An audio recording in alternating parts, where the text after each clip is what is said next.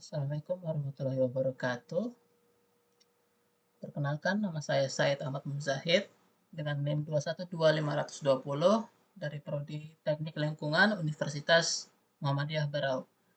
Di sini saya akan menjelaskan tentang gravity settling chamber, fabric filter, cyclone, dan electrostatic precipitator.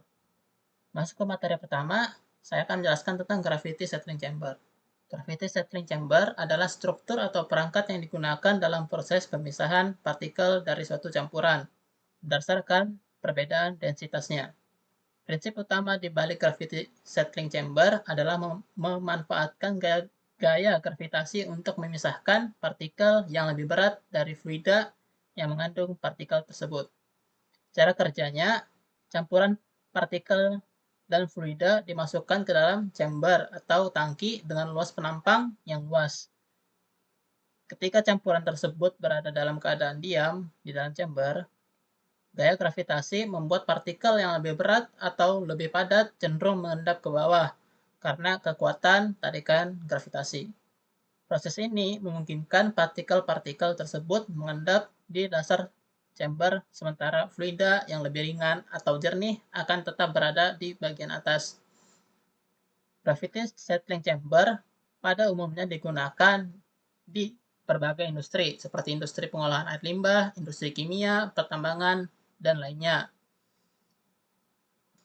Selanjutnya, saya akan menjelaskan tentang fabric filter.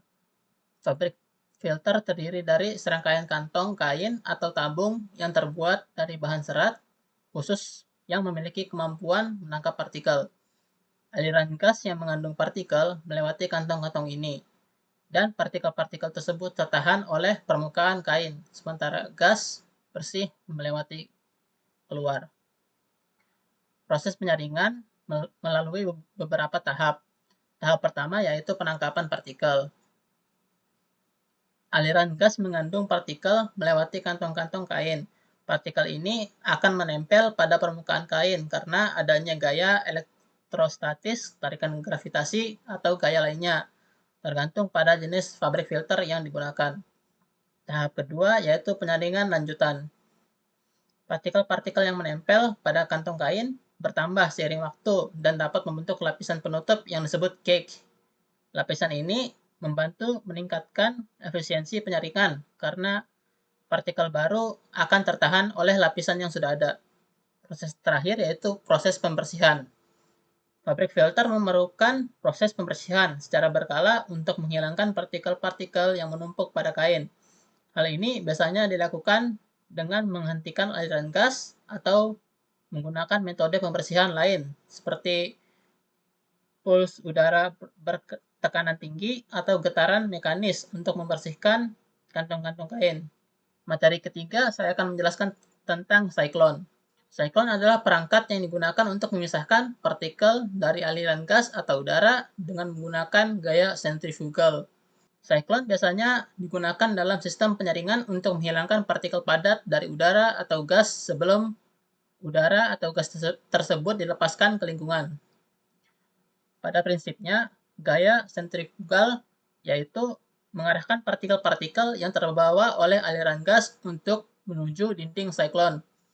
Aliran gas yang berputar dalam pola spiral di dalam chamber membuat partikel-partikel tersebut terdorong ke dinding.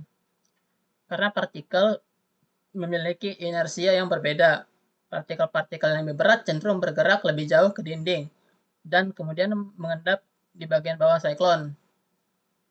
Sementara gas yang lebih bersih keluar dari bagian atas. Struktur umum dari cyclone terdiri dari silinder vertikal dengan bagian atas terbuka dan bagian bawah terhubung dengan pembuangan untuk partikel yang telah terpisah. Cyclone bisa digunakan sebagai penyaringan tunggal atau dalam serangkaian berjenjang untuk meningkatkan efisiensi penyaringan. Materi terakhir yaitu electrostatic precipitator.